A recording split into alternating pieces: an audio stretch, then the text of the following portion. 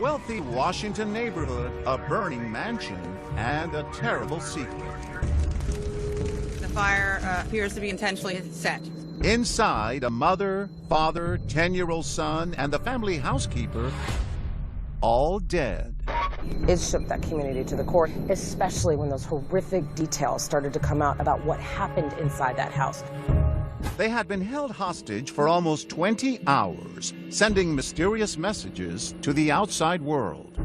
Amy is in bed sick tonight. I start calling them. What's going on? No answer. Arranging their own ransom.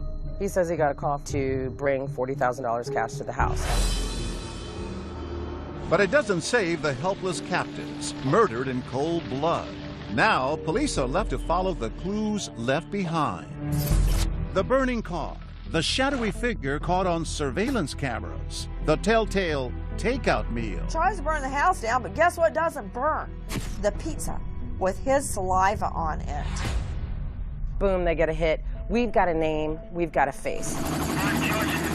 But they still don't have their suspect, a convicted criminal with a history of violence. He has a rap sheet as long as my arm. Did he know the victims? He's found outside with a machete, a BB gun, and a can of beer. And where is he now? We were able to determine that he had fled the D.C. area. We were distributing his photograph as widely as possible. A manhunt is on as another troubling question lingers. There was major concern that Darren Wynn had nothing to lose. Were people going to get hurt? Mystery in the mansion. Welcome to 2020 on ID. I'm John Quinones. It was a crime so horrific it grabbed national headlines. But long after it was over, after evidence had been examined and a suspect caught, lingering questions remained. What went on inside the house of Amy and Savvas for almost 20 hours? Did the killer act alone? And perhaps most haunting, why would someone target this family? As Ryan Smith first reported in 2015, it's a story of lives intertwined, simmering rage, and a tragedy no one saw coming.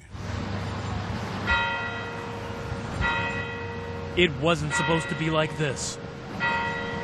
Two teenage sisters mourning their murdered parents and little brother. Their multi-million-dollar home boarded up, surrounded by a locked chain-link fence, starkly out of place in this quiet, leafy D.C. neighborhood. An abrupt ending to a love story that seemed destined to play out as happily ever after. A love story that starts in high school. Amy Martin and Savvas meet at Springbrook High School in Silver Spring, Maryland, just north of Washington, D.C. They both decide to attend the University of Maryland, where a popular and outgoing Savvas spends the next 4 years pursuing the beautiful but shy Amy. Savvas had a crush on her for all 4 years and pursued her and pursued her and pursued her, and she would never say yes until the very end. She finally agreed to go on a date, and the sorority sister said, "Thank God," because they seemed like a perfect match for each other. He, a fifth-generation Washingtonian, the son of a metalworks company CEO. She, a self-described Army brat whose family moved often. After college, the couple has a large Greek Orthodox wedding at Washington, D.C.'s St. Sophia's Cathedral. Their wedding picture, seen on their daughter's Instagram account, set up as a tribute. What were they like together? They love each other. Yeah, Their housekeeper of 2 decades, Nelly Gutierrez, says the Savvas were the picture-perfect couple. In my 19 years, 20 years working for the family, they never fight. They were so good together. He really loved Amy, very, very deep. And the same way, you know, she was the same way. They would have 3 children, Abigail, 19, Katerina, 16, and Philip, 10. What about Philip, though? He's 10. He was very, very mature. Like, he was very funny. You know, like when I always talk to him in Spanish, he gets so excited. But then when I talk to him a little bit more, he's like, no, I don't understand. An incredibly tight-knit family, embodied by pictures posted as a memorial slideshow on the funeral home's website. They adored each other. They were incredibly close. family friend Elizabeth Blaylock. The parents loved those children, and the children had a wonderful relationship with each other. They were what everybody wants for their own family. At the center of Amy's world, her kids. She would call her girls her little pearls because she saw each one as so precious and rare and something to be cherished. And she called Philip her little prince. And she loved those children like I have rarely seen a mother love their children.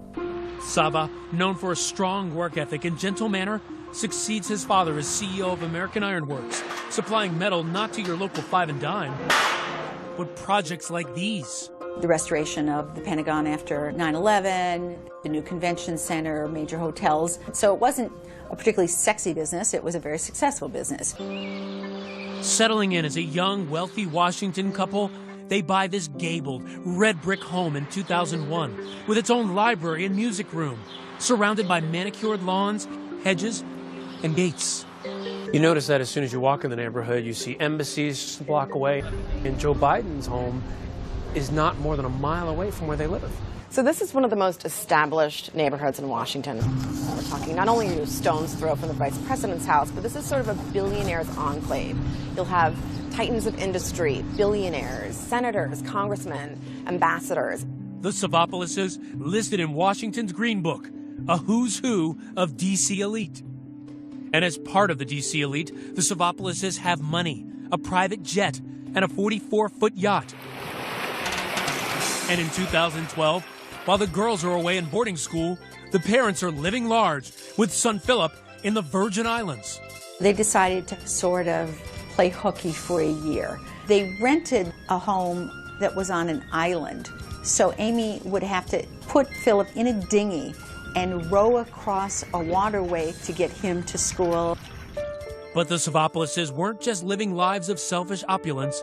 They were, in fact, incredibly charitable. They were generous of their time and their money. They donated $100,000 to NCS, which is where their two girls went to school before going to boarding schools. Amy, every year for her son's class, used to buy everyone gingerbread houses at Christmas time, and she would come in and help put them together. So every boy wanted to be in his class. The parents were also grateful to have Amy as a friend. I had a daughter who was very sick when she and Philip were in kindergarten together, and Amy showed up at my door with a gift in hand because she didn't want my daughter to miss out on the fun that they had had that day in school. And as their contemporaries would be playing golf and tennis at the Congressional Country Club, Sava's passion? Kenjutsu, an ancient form of samurai swordsmanship, studying the art form for 20 years. He was even about to fulfill his dream of having his own martial arts center scheduled to open here in Chantilly, Virginia, the week after he was killed. Like his father, 10-year-old Philip, known as Flip, also had a somewhat atypical and expensive hobby: go-kart racing, traveling around the country, competing in his own cart with his own sponsor. This is not the thing your normal 10-year-old gets to do. Philip had a coach, and he had a top-of-the-line go-kart, and Amy made her son do his homework between races.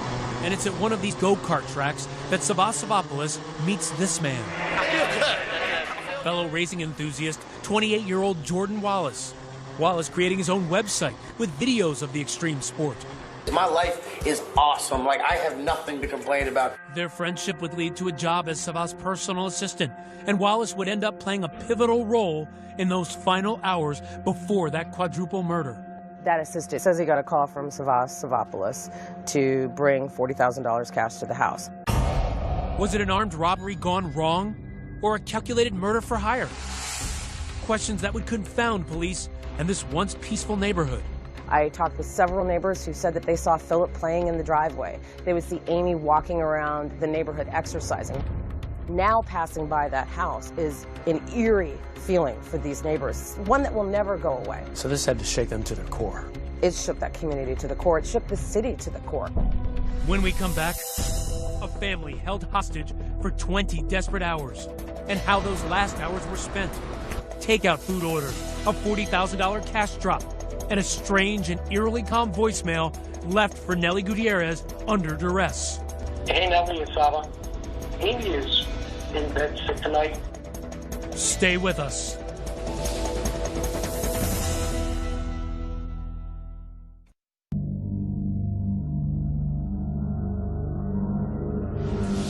It's Wednesday, May 13, 2015, around 6 p.m. As Washington, D.C. is closing for the night and people are sitting in traffic, the Savopoulos family, with their teenage girls away at boarding school, are trying to survive the most desperate night of their lives. It begins that afternoon with a terrifying home invasion. Also inside the mansion, the family's housekeeper, Vera Figueroa. She had been with the Savopoulos family since her friend and the family's other housekeeper, Nellie Gutierrez, got her the job. You helped her work with the Savopoulos family, right? Yes, and I took her over there. And it was like almost 5 years ago. So tell me about Vera. What was she like? She loved her job. Every time when she was like 10 or 15 minutes late, she always asked me, "Can you call Amy?" And I said, "Don't worry, it's 10, 15 minutes, it's okay." But she was always wants to be on time. She was so responsible. That Wednesday, Vera was supposed to leave work around 3 p.m. But by 5, her husband, Bernardo Alfaro, has not been able to reach his wife. He tells WJLA reporter John Gonzalez he begins to worry. He goes home, starts calling her nonstop on her cell phone until the cell phone really stops ringing. Around 9 that evening, one of the captives, Sava Savopoulos, leaves a voicemail telling Gutierrez not to come in the next day. Sava, I hope you get this message. Amy is in bed sick tonight, and she was sick this afternoon, and Vera offered to stay and help her out, so she's going to stay the night here. But Gutierrez won't get the message until the next morning. Also around 9 p.m., the strangest call by far, a call for a food delivery. We can confirm that we made a delivery to the house. Police say it's Amy Savopoulos calling Domino's Pizza. She orders 2 pies, gives a credit card number, and special instructions. Don't ring the doorbell. I'm caring for a sick child. Just leave it on the front door. The Domino's driver says the porch light is on, but the house is dark. As instructed, the driver leaves the pizza, rings the bell, and drives away, taking with him an opportunity to end the ordeal for the terrified people just inside. There were things that happened that, of course, now we can look back on and say, what if? Unbelievably, somebody in that house in these dark and brutal hours has an appetite, gobbling up most of the pepperoni pie, leaving a crust or two. Legal consultant Nancy Grace has followed this case. To think that the killer actually ordered and ate a pizza during the middle of all this? I couldn't even eat after I heard about it.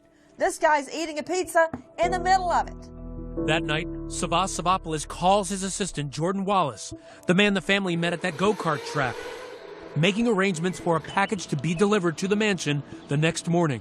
Longtime crime reporter Jennifer Donnellan has been covering the story for ABC affiliate WJLA. Tell me about the call the assistant got. He says he got a call from Savopoulos to bring $40,000 cash to the house.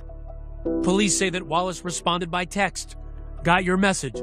I'll call once I get the package." The longest night passes on Woodland Drive. As Thursday dawns, housekeeper Vera Figueroa's husband, after working an overnight shift, finds his wife still not home. He goes to the mansion looking for her. Knocks on the door, rings the doorbell, nothing. But it's interesting. He says, it felt to me like someone was inside. Could he hear them? He just says he heard like noises, like someone shuffling inside. Just then, his phone rings. It's Sava Savopoulos inside the house. They're just a few feet apart. He says, "Lito, I'm sorry I didn't call you last night. Vera stayed the night with us." And he said that he was apologizing profusely. So the husband, a little more satisfied with that, the fact that he's heard from someone, he goes home. Meanwhile, Nellie Gutierrez hears a message from Sava. She listens to the one he sent her the night before, telling her not to come to work. She tries to call back and attempts to reach Vera. When I got that message, I was thinking, and I start calling them.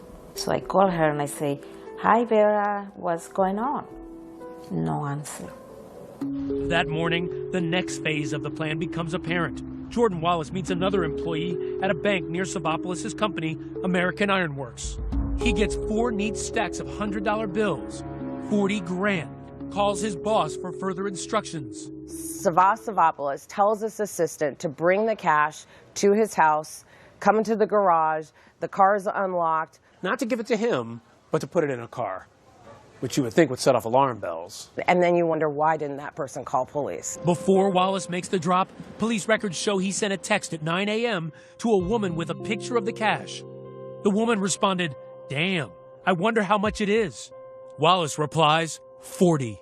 Wallace heads to the Savopoulos home and drops the cash on the driver's seat of a red sports car. At 10:26 a.m., Wallace sends this text message to his boss. "Package delivered. The cash is dropped, but for some reason, that doesn't stop the crime.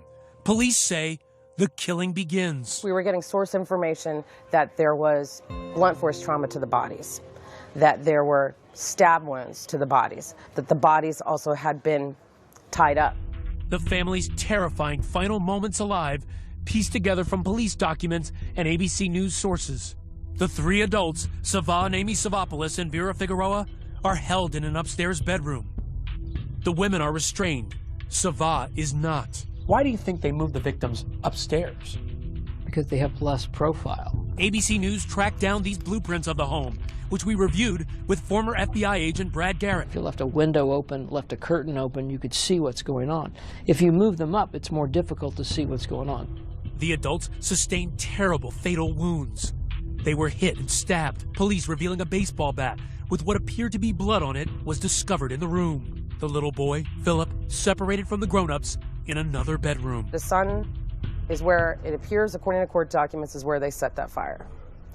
The fact that the three adults were in one room, you have to wonder how much the suspects were using that son as a point to extort them. To think that a human would torture and murder a 10-year-old little boy while his mother and father sit in the next room hearing him scream in order to get money, it's heinous.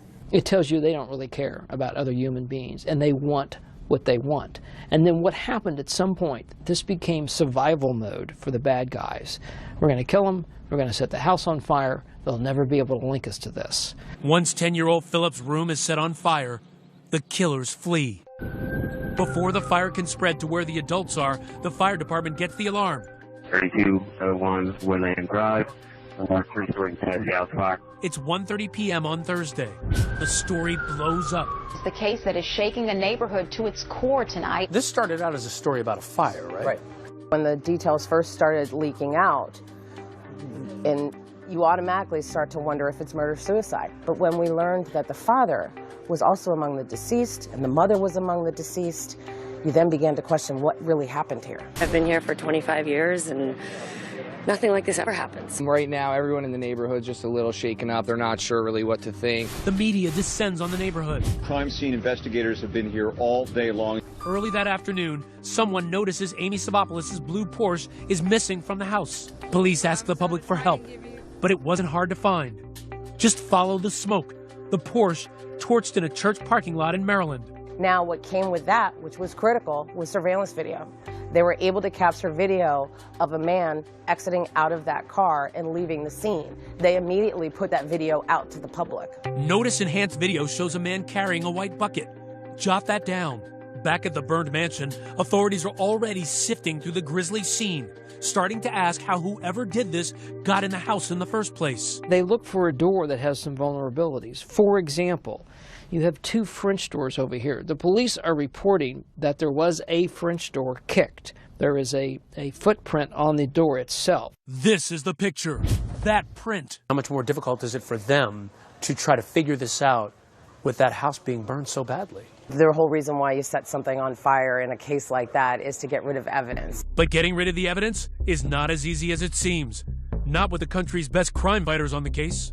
They're going to comb through that house and try and find whatever evidence they can to close this case and to capture everyone involved. When we come back, a microscopic clue in the strangest place. And the daring late-night manhunt and takedown. U.S. Marshals tell us they're forced to do something they've never tried before. And he said, move, go, go, go. Stay with us.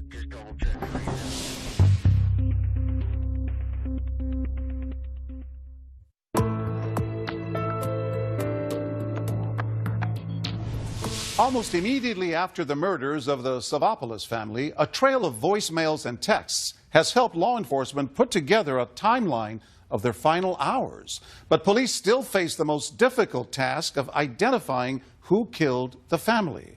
As Ryan Smith reports, they're about to get a very big break.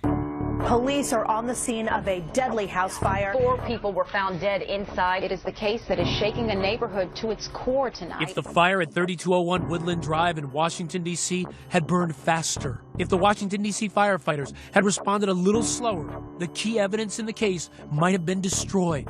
The killer or killers of Sava, Amy and Philip Savopoulos, and Vera Figueroa might have gotten away with that terrible crime and those stacks of $100 bills. But the location of the crime, the nation's capital, gives authorities a special advantage. This is Washington, D.C. We're unique in that sense. Our Metropolitan Police Department and our D.C. Fire Department is backed up by federal agencies. The arson task force at the mansion includes the ATF, which boasts perhaps the one lab in the country best equipped to extract DNA from fire-damaged evidence. Greg Zarnopis is the deputy assistant director who runs the lab. Typically, we're looking at debris from a fire scene. This is where that strange delivery, the Domino's pizza, and those discarded pieces of crust comes back to bite the mansion home invader. A slice of pizza crust broke this case wide open. Crime scene specialists recover the leftover crusts. Nothing more than household garbage to you and me, but for them, the perfect serving of prime evidence. The crime scene detectives go inside that house. They see 2 boxes of pizza, slices of crust still inside the box. They rush the crust to the ATF lab, working around the clock. Looking at food, when someone takes a bite of it, we could see if there's any DNA present. Todd Bill, an ATF analyst, lifted the DNA profile off that pizza crust. If there's something like in this situation where there's a violent offender, we can call the FBI and they will do a immediate search for that profile. I have never seen a DNA hit turned around that quick. Never. Tuesday, May 19th, only 5 days after the fire and the murders, a breakthrough. Boom, they get a hit. We've got a name, we've got a face. Darren Wint, 34 years old, big muscles and a rap sheet as long as his dreadlocks. His DNA was on file because of that lengthy criminal record, and now we knew at least one person who was allegedly inside that house. Now all they have to do is find him. Thus begins an intense 48-hour nationwide manhunt. From what I understand, the cars were right over here. Robert Fernandez with the U.S. Marshals Service is part of the task force now hunting for Wint. We try and draw a picture of relatives, locations where he's lived, friends, patterns of life. They do this massive trail. It is an unbelievable investigation with the best in the business. Then, exactly 1 week after the family had been taken captive in their mansion, authorities get a line on Wint. We were able to determine that he had fled the D.C. area. Allegedly loaded with thousands in cash, they say he chooses to travel by bus 200 miles north to Brooklyn, New York. And that's his girlfriend's apartment, right? That's his girlfriend's apartment. They deploy. Police have identified the suspect accused of killing 4 people, and they think he is in our area. But they're too late. He saw himself on the news, from what we understand, and then fled the area. And you just missed catching him. That's right. Wint hires a livery cab and amazingly heads right back to the epicenter of the manhunt, Washington, D.C. We are distributing his photograph as widely as possible. As the dragnet tightens, everyone worrying about one thing: the danger. There was major concern that Darren Wint had nothing to lose. Were people going to get hurt? A week after the murders and fire at the Savopoulos home, U.S. Marshals tracked the group to a Howard Johnson's in the D.C. suburb of College Park, Maryland. We were getting tacked out, we call it. We have all the gear, helmets, the ballistic shields, the robots, we have rifles. We were making a plan to make entry once we determined what hotel room he was in. You're going in ready for anything. That's right. And immediately, a surprise. The U.S. Marshals advance team notices Wint leaving the hotel, but he isn't alone. That advance team radioed to us where they had a suspicion that he was in one of 2 vehicles that were right over here. In one of those vehicles, Wint and 3 women. In the other, 2 more men. At that moment, both of those vehicles left and turned northbound. Didn't see that coming. Not at all. But we're ready to roll with it. Authorities tail the group, now traveling in a 2-vehicle caravan, a box truck with North Carolina tags, followed by a white Chevy Cruze. How many cars are following him at this point? Altogether, it could have been 25, maybe 30 vehicles. What kind of risks are you thinking? Somehow they separate, somebody jumps out of the car and runs. We've chased a lot of people, and it's easy to disappear at night.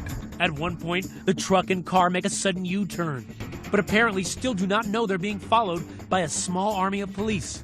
Moments later, authorities spring the trap, employing a daring maneuver to stop the cars cold. It's called a vehicle pin blocking maneuver. The marshal's cars surround the white Chevy and the box truck on all sides, and on the commander's go, the front car reverses, the rear car speeds forward, and 4 more cars surround the target vehicles on all sides. Basically, pinning the car at 4 points and immobilizing it. It's a tactic the marshals have never tried with a vehicle as large as a box truck. So you had to do something you had never done before. That's right, that's why I wanted the helicopter. Air support is called in from Prince George's County PD, and the marshal in command on the ground waits for the perfect moment. We finally got to the red light, and he said, "Move, go, go, go." I went around and blocked off the truck. I could see the drivers of the truck and the passenger just stopped. They were looking in their mirrors. They saw the lights, and they put their hands up. Immediately? Immediately. I think they were completely and totally startled and surprised. So this is where it happened? Yeah, right here. In the rear passenger seat of the white Chevy, Darren Wint, trapped. He followed commands. He got out. He crawled. He got on the ground. He was immediately handcuffed and brought over to a police vehicle, and he didn't say a word. People were coming out of their homes. You could hear people asking to each other as they stood on their porches, is it him? Is it him? The fact that this went down without incident, as they say, was a huge relief for everyone involved. In the car Wint was driving in, police report finding clothing, an iPad, 2 knives, cash, and thousands of dollars in money orders. And in the box truck, even more cash. What did you see? Well, in the truck, I saw in the side compartment of the passenger door a big wad of cash, and it was $100 bills. You could tell it was hundreds. Police say one of the people stopped with Wint converted at least $10,000 into those money orders. It was the end of a painstaking 48-hour manhunt, no sleep. The nation has quite frankly watched this search go from D.C. to New York, now back here to the D.C. area, and now he is in custody. Wint appears in Superior Court the next day, charged with first-degree murder while armed. What was interesting to me, the capture, instead of almost answering questions, led to even more questions. Why? People kept saying, there's no way he did this by himself. He couldn't pull this off on his own. No way. I don't think he's got it up here. The community wanted to see everybody who was responsible locked up at once, case closed. But this case is not closed, not by a long shot. When we come back, a man who came face to face with Darren Wint at the wrong end of a knife. His memories of how he wields a weapon during an attack and how he lived to tell. Stay with us.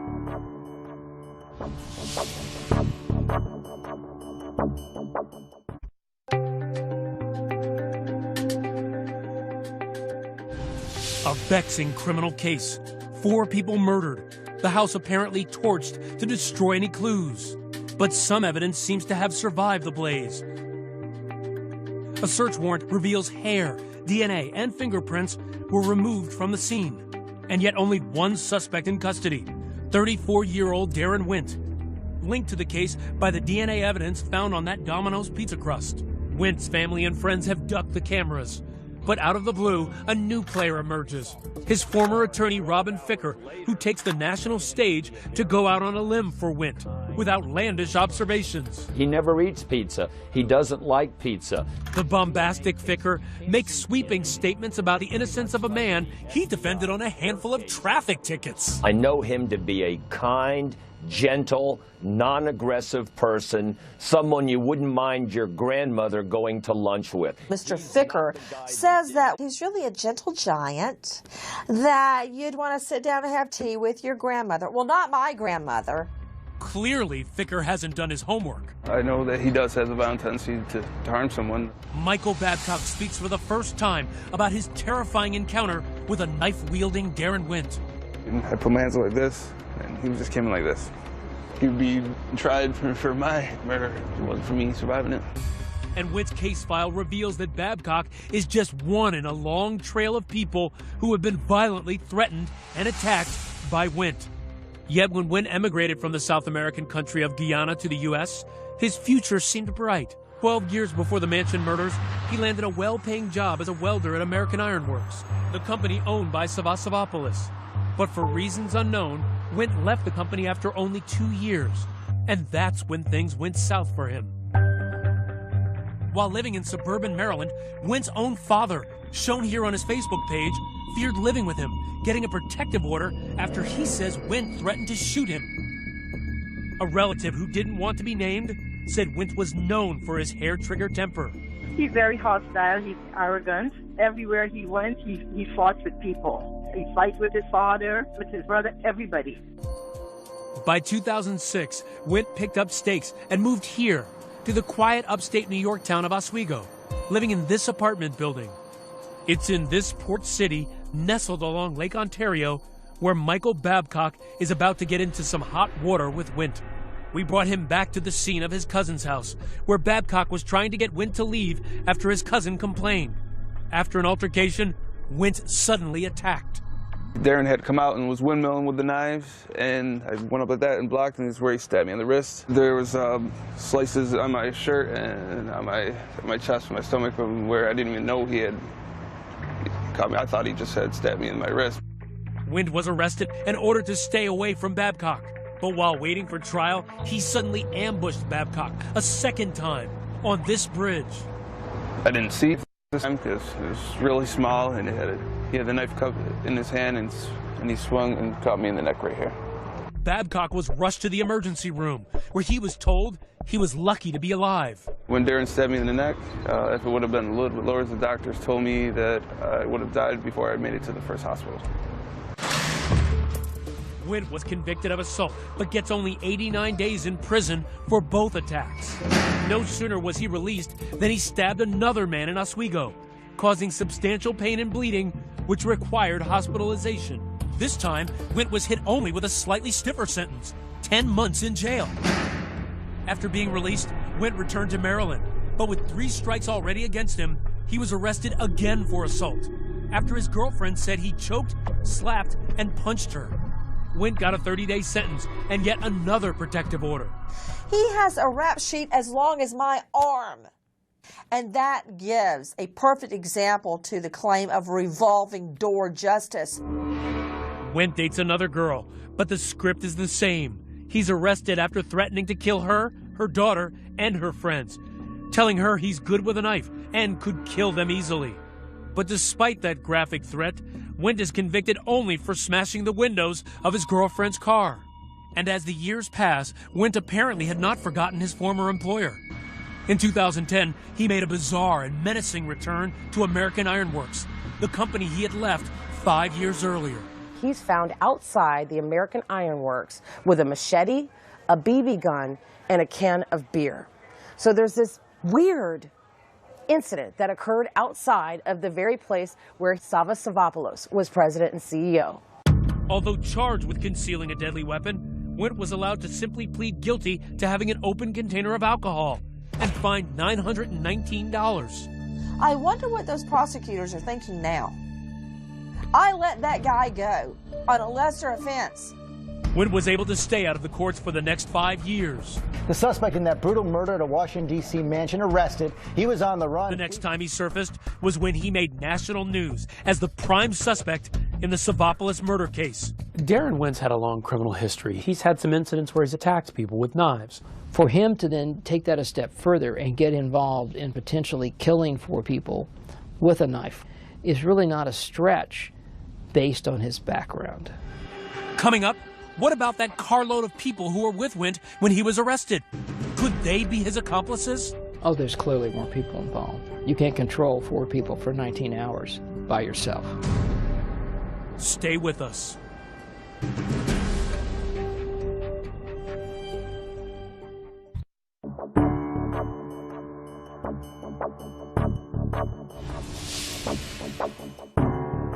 We also are learning new information. Authorities believe more than one person may have been involved. He did not act alone, mark my words.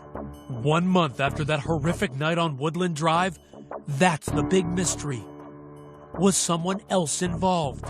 Though Mr. Wendt is now incarcerated, our work is not done. I was in the FBI for 30 years. I worked a lot of home invasions. It just doesn't make any sense that one guy could control 4 people for almost around the clock. Confine them, constrain them, brutalize them, and then set them on fire. Investigators are continuing the hunt for those accomplices, but where to look? Did Savas have enemies? No. Not that you saw. No. Nellie Gutierrez worked as a Savapolis family housekeeper. Says she's known the family for 20 years. Very good family. They were so nice, very good, happy about life. With the potential for violent accomplices still at large, there are several unanswered questions that we know of. Number 1, motive. I'm not totally convinced that it was just about money. You have a guy that's a millionaire, lives in a beautiful $5+ million house. You're going to ask for 40 grand? I mean, none of that works for me. It was a mansion. It was loaded with expensive stuff, expensive jewelry, electronics. The family was known to have an art collection. The art on the walls in the house, I'm sure, was worth way more than $40,000, as was the car that they torched. Another question, why did Jordan Wallace change details of his story? Remember Wallace, who posted these videos on his enthusiasm for go-kart racing? Savapolis met Wallace working at the go-kart track, where he coached 10-year-old Philip in racing. Now hired as assistant and driver to Savapolis, he was tasked with delivering the $40,000 in cash to the house that horrible day. Yet when questioned about his role in dropping off the cash, police say he changed his account. And the big question is why? Why are there these inconsistencies in his story? First, the timing. He tells investigators Savapolis' instructions to bring the money came on Thursday, the day of the murders. But then police read a text on his phone and see that contact actually happened the night before. Then after detectives confront him with a text message and show that, no, that's not the way it happened. And he says, yes, you're right. And he tells a different story. Wallace also said at first he was given the money in a manila envelope, yet later changes that to a red bag. And finally, he claims to have found the keys and unlocked the Savapolis car where he had been told to leave the cash, yet later admitted it was unlocked when he arrived. And while they may not be serious discrepancies, they are discrepancies, conflicts, nonetheless. And that raises a red flag. But you have concerns when people flip-flop as to what's, is it this willful because they had some involvement? Are they confused? Or do they just not understand the question? I mean, people lie for a lot of different reasons other than they had some involvement in the crime.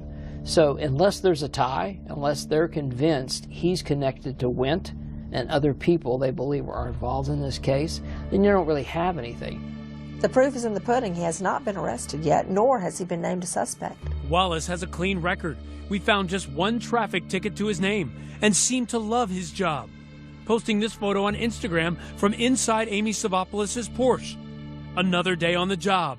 My office today is pretty nice. Breaking news overnight. The suspect in that brutal murder at a Washington, D.C. mansion arrested. 5 others arrested with him. Our next open question, who were the others arrested with Darren Wendt? And why were they quickly let go? Why, at the very least, you didn't charge them with aiding and abetting a fugitive, because they obviously were with him. Because the idea that they don't know anything about what happened in that mansion is just pure fantasy. Police find a large stack of hundreds in the truck, cash and money orders in the Chevy, and one occupant admits to buying at least $10,000 in money orders. At this point, we only know the name of one of Darren Wendt's 5 companions that day, his brother, Daryl Wendt. It's still unclear to me how those people got released within a few hours. It does give you the potential mechanism then to track them. Who do they talk to? Who do they call? Who do they visit? All of the things that may lead you either to further corroboration they had some involvement or to somebody else in the crime. Finally, is the burning Savapolis Porsche a clue that there are other suspects? It had been driven from the murder scene and found about 15 miles away. At one point, someone was seen driving this Porsche that had short, close-cropped hair, but Wendt has long hair, long dreadlocks. What does that tell you? It's always sounded like to me that somebody else drove that Porsche to that location, and that that's another player. And remember that man caught on surveillance video fleeing the burning car? That white bucket we pointed out earlier could be another important clue. We noticed that it's similar to these buckets, found by police searching the home of Darren Wint's parents, the very place he'd been living at the time of the murders. Also found in the burnt Porsche, a lime green construction vest, perhaps like this, that matches several more found in the garage of the charred house. Maybe they used that as a ruse to get into the house. I mean, if they knocked on the door and the housekeeper answered and they said, you know, we're from the gas company and we think you have a gas leak, she's probably going to let you in. I asked housekeeper Nellie Gutierrez if those vests could have belonged to the Savopoulos family. Did you ever see anything like that when you were there? No. Meanwhile, moving trucks appeared at the Savopoulos house, clearing out the belongings of lives cut tragically short. And the surviving daughters, Abigail and Katerina, returned perhaps a final time to what was once their home, now the crime scene of their nightmares. What do you say to the Savopoulos' teen daughters? That I love them. Nellie Gutierrez, who helped get her fellow housekeeper Vera hired, now misses her and the rest of the family every day. It's very hard. And sometimes people, they don't realize that how hard it is when you care for a person like Amy or this family. They are my friend. And I learned a big lesson, so many lessons after this, that life is very short. Because today is today and tomorrow you never know what's going to happen.